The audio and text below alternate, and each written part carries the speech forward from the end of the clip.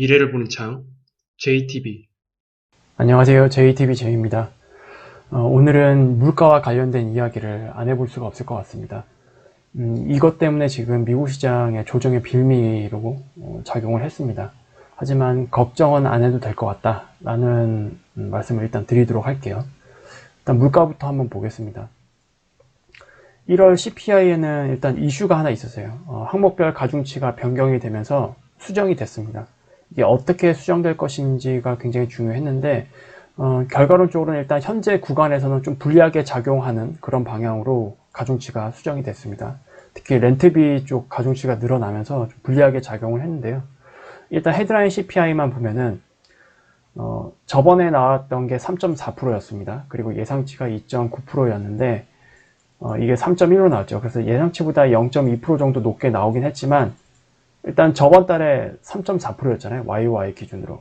이게 지금 3.1로 내려온 거니까 어쨌든 헤드라인 CPI는 추세적으로 내림세가 유지되고 있다라는 관점에서는 크게 걱정할 부분이 아닙니다.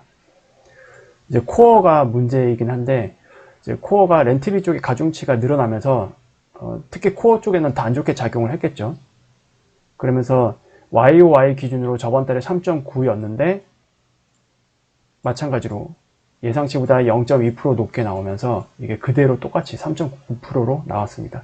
하지만 추세적으로 보면은 이렇게 물가 연율로 봤을 때 이렇게 내려오다가 이렇게 반등한 건 아니에요. 이렇게 왔다가 저번 달이랑 똑같이 이렇게 플랫하게 이제 나온 겁니다. 그래서 뭐 이거를 뭐 물가가 이제부터 반등했다, 뭐 앞으로 크게 더 반등할 거다 이렇게 볼 필요는 없다라는 얘기입니다. 그리고 이 항목별 가중치 변경 이 이슈였기 때문에 또 우리가 그렇게 봐야 될 것 같고요. 물론 가중치가 변경돼서 이렇게 나온 거냐 이건 아닙니다. 실제로 1월달 렌트비 같은 경우는 소폭 반등하긴 했어요. 이런 것들이 좀 겹쳤죠. 가중치도 변경이 되고 렌트비도 조금 좀 반등을 하면서 뒤에서 제가 차트를 보여드리면서 이 부분은 다시 설명을 해드리도록 하겠습니다. 어쨌든 전체적인 추이에서는 렌트비는 둔화되고 있어요. 여전히. 그래서 이 명목상 가격으로 봤을 때는 부담스러운 가격대에 있죠. 지금 렌트비 같은 경우에는. 그래서 이게 막 물가를 추세적으로 반등시킬 정도로 앞으로 올라갈 거다 이렇게는 보지 않습니다. 이게 이제 최근 발표 내용인데 1월달 거까지 다 포함이 됐거든요.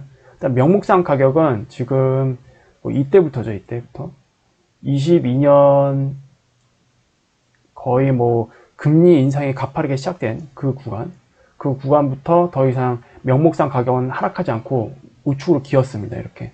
그리고 연율로 따지면 실제로 금리 인상이 된 시점부터 계속 내려왔어요.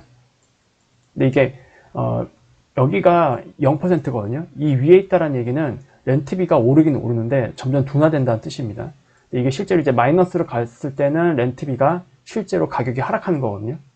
근데 그러다가 이번에 이렇게 좀 1.1% 구간까지 급하게 반등을 했습니다. 이게 이번에 적용이 된 거예요. 하지만 이제 명목상 가격으로 봤을 때는 여전히 둔화세는 유지되고 있습니다. 그래서 결국 사람들이 원하는 건 이거잖아요, 이거.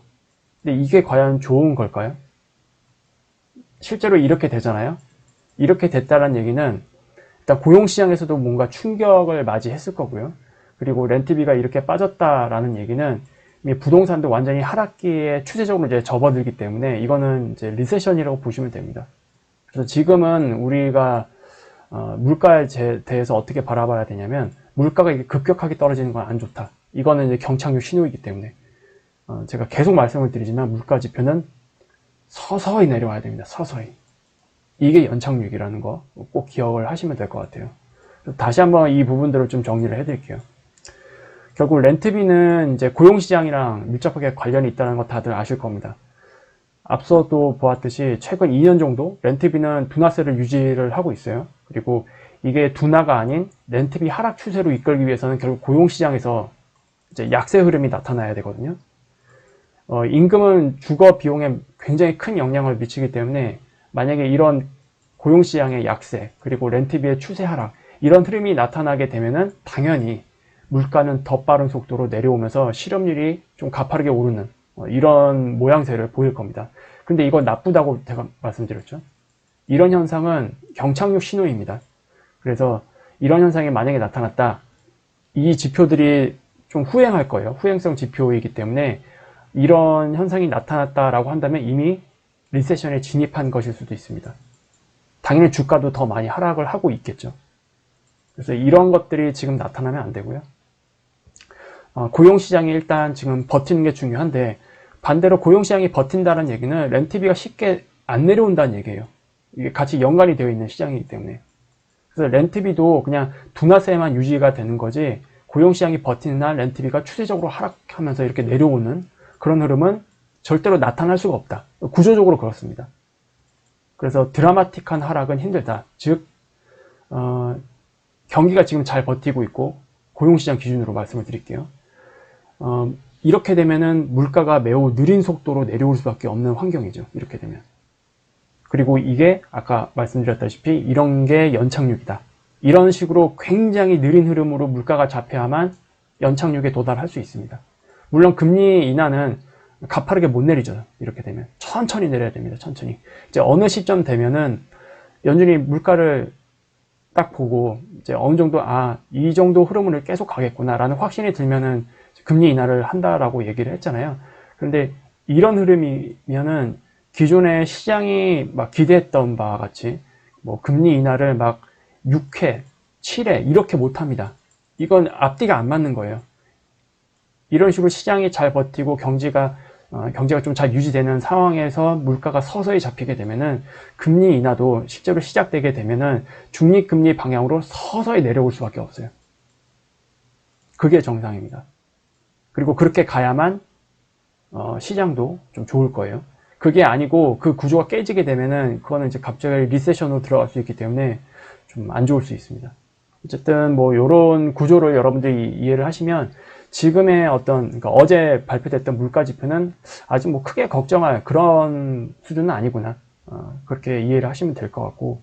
그리고 연준에서도 이번에 다시 한번 이야기를 했듯이 정작 중요한 거는 PC이다 라고 얘기를 했고, 그리고 거기서 가장 더 중요하게 생각을 하는 거는 이제 코어 PC이잖아요. 지금 클리브랜드 여는 나우캐스팅으로 보면은 일단 이제 이달 말, 2월 말에 요 지표가 발표가 될 겁니다. 일단 요거는 가중치가 아직 수정 안 되는 것 같아요. PC 같은 경우에는. 그래서 요거를 보면은 코어 PC는 2.74%, 반올림하면 2.7이고 만약에 2.75에서 2.76 뭐 이런 식으로 나오면 반올림에서 2.8로 나올 겁니다. 코어 PC는. 그리고 헤드라인 PC는 2.3. 이렇게 나오니까 뭐 무난하죠. 이렇게 나오게 되면. 그래서 아마 연준 쪽에서는 CPI보다도 이 PC 쪽에 조금 포커스를 맞춰서 물가를 판단할 가능성이 높으니까 이것까지 확인을 하고 우리가 지금의 상황을 다시 한번 봐도 될 것 같습니다.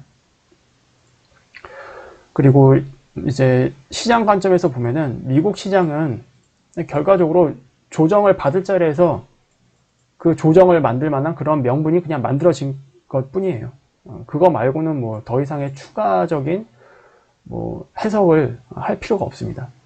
제가 멤버십 분들한테는 계속 말씀을 드렸어요. 이제 이게 나스닥 100 차트인데 나스닥 100 차트 이후로 닷컴 버블 여기가 고점이거든요. 2001년, 2000년 이때 거예요.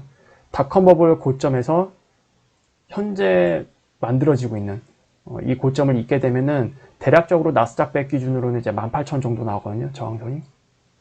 요겁니다. 이게 이렇게 올라오기 전에 제가 여기서부터 여기 도착하게 되면은 미국 시장 조정 나온다고 제가 말씀을 드렸을 거예요, 아마.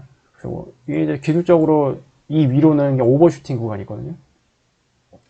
그래서 그냥 조정 받을 자리에서 조정 받은 거예요, 그냥. 이거를 이제 일봉으로 이렇게 보면은 정확히 이제 추세 상단 거기를 딱 맞고 지금 눌리고 있죠.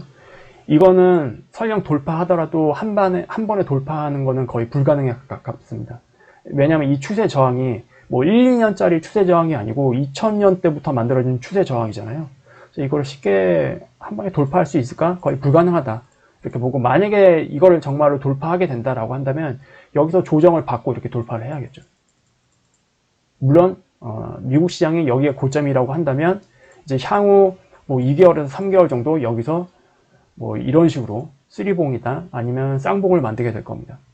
뭐 이거는 우리가 나중에 그냥 확인을 해보면 돼요. 어쨌든 여기서는 뭐가 됐든지 간에 조정이 나와야 할 자리에서 그냥 조정이 나온 것일 뿐이다. 그리고 그 조정의 빌미가 어제 그냥 잘 나온 거다. 이렇게 해석을 하시면 심플할 것 같습니다. 뭐 물가지표 때문에 막 시장이 날아갔다 뭐 이런 판단보다는 일단 물가지표 전체적으로 봤을 때는 우리가 뭐 우려할 그런 흐름은 아니고요. 그냥 미국 시장에 과열을 시키기 위한 그런 핑계 이렇게 그냥 받아들이시면 될 것 같아요. 근데 우리나라 시장은 좀 다르죠. 우리나라 시장과 미국 시장의 흐름은 좀 다릅니다. 미국 시장은 지금 굉장히 과열 구간에 위치하고 있지만 우리나라 시장은 지금 과열 구간이 아니에요. 그래서 우리나라는 상대적으로 좀 견조한 모습을 보일 가능성이 높으니까 그것도 좀 참고를 해서 보시면 될 것 같아요. 보다 자세한 내용은 제가 멤버십 분들은 이제 금요일날 시장 분석 시간에 또 다시 한번 업데이트를 해드리도록 하겠습니다. 그러면 오늘 이렇게 마무리하도록 할게요. 다음에 더 좋은 영상으로 찾아뵙도록 하겠습니다. 감사합니다.